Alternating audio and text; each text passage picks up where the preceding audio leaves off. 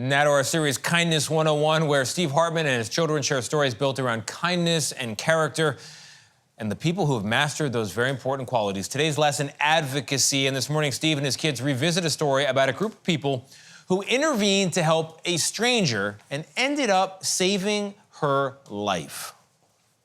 Good morning. This is Merrill, and welcome to our lesson on advocacy. And we begin, as we so often do, with my brother Emmett at the dictionary desk. So when you're advocating for someone, you're basically pleading on their behalf. It's like helping other people help themselves. Good. Can you give me some examples? Martin Luther King advocated for civil rights. Lawyers advocate for their clients. Oh, and it could even come down to parents advocating for their kids. Great. And of course, I have a story to show you about advocacy. And I chose this story because it's about some people who advocated not for a cause or a friend or a relative, but for a total stranger. And the results?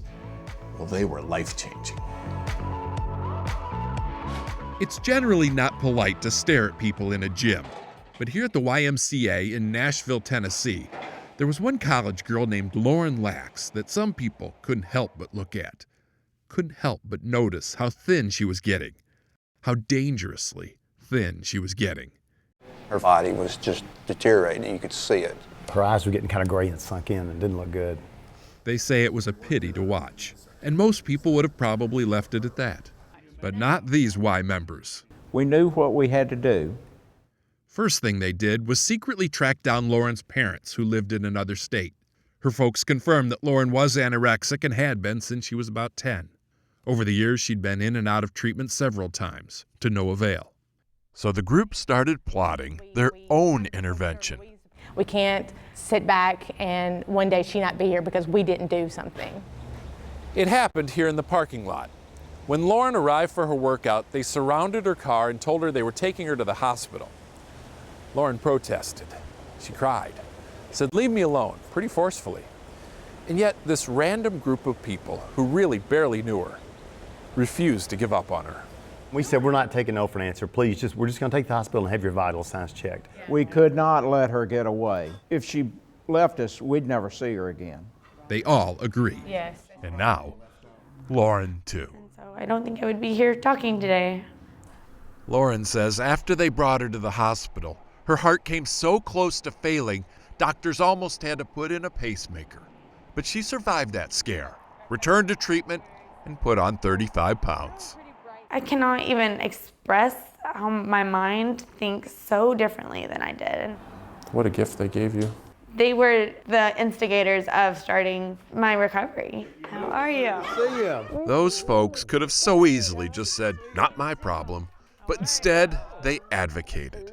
Not because Lauren was friend or family, but because she's human. You look so wonderful!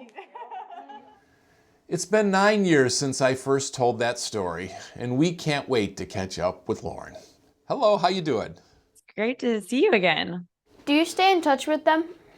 I do. Stay in touch with them regularly. I text with them regularly and actually had a reunion this past year to honor the angels and set up a fund for individuals that are struggling with eating disorders. When the people at the gym wanted to help you, why did you put up such a fight? I thought I could do it on my own. I thought I was doing it on my own and fighting for just my freedom, I guess. But really what I didn't realize is I actually was not free. I was very much in bondage to something greater than I could have overcome on my own. What happened after the treatment? My life path really was altered, actually. I've been working one-on-one with individuals for the past almost 10 years now to really help individuals take their health back into their own hands is my biggest life mission now.